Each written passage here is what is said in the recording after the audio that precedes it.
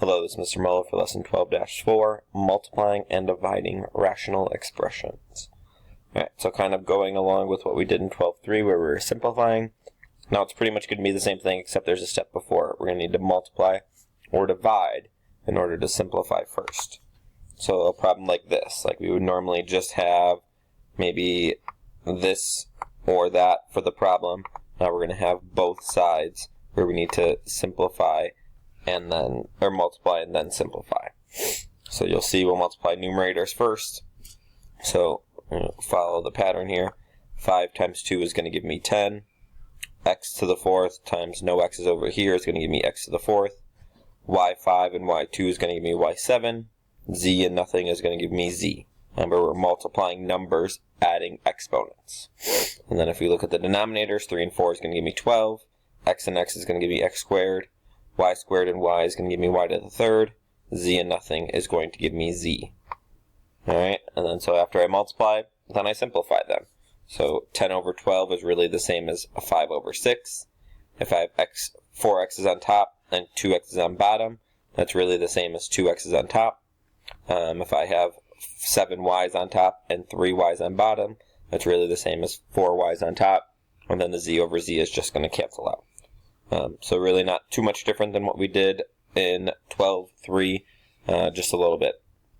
So here I should end up with 8y squared, and then z squared for my numerator. And then for my denominator,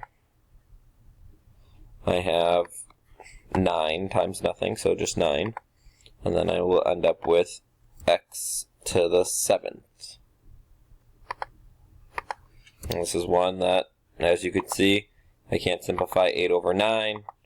There's not really any y's to simplify because there's not y's on top and bottom, so I can't do anything. Same thing with z's. There's not z's on top or bottom, so I can't do anything. So this is going to be one that's already done by itself. Okay. You might have problems like this that have some factoring to do first. Okay, so I have x squared minus 6x plus 9, and then times 2x over 6x minus 18. So if I see something like this, I need to factor out x squared minus 6x plus 9, and that factors to x minus 3 and x minus 3. I can factor 6x minus 18 by pulling out a 6, and then I'm still left with x minus 3.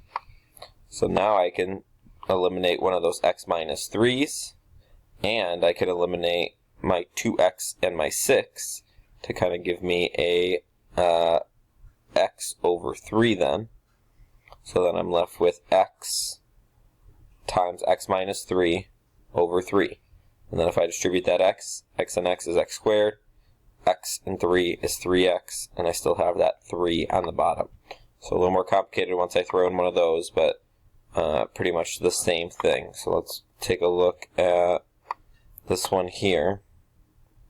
So if I have n squared minus 4, I'm going to just split it up right here. So n squared minus 4 is really the same as n minus 2 and n plus 2.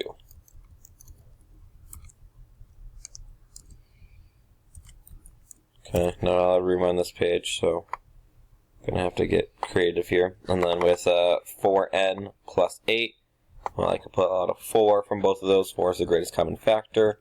And then I'm left with n plus 2 as well. And then if I, remember that's my numerator, so I have a 1 down here for my denominator. Okay, and then I can cross off this n plus 2 here, and this n plus 2 here. Whoops. So now I'm really left with 12, let's simplify this so it gets a little less confusing. So 12 times n minus 2, and then in my denominator I have 4 times 1, which is 4. And then I can simplify this even further. My 12 and my 4 can simplify.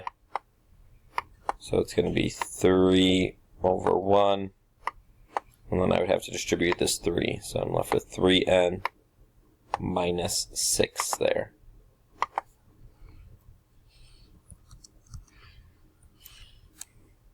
Oops, minus 6.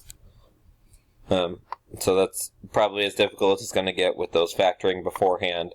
And then the other part is dividing these. So when I have to divide, it's pretty much the same thing, except I have one little step before it, and that's to flip the fraction. Because remember, if I'm dividing fractions, I flip that second fraction. So AB divided by CD is really the same as AB times D over C.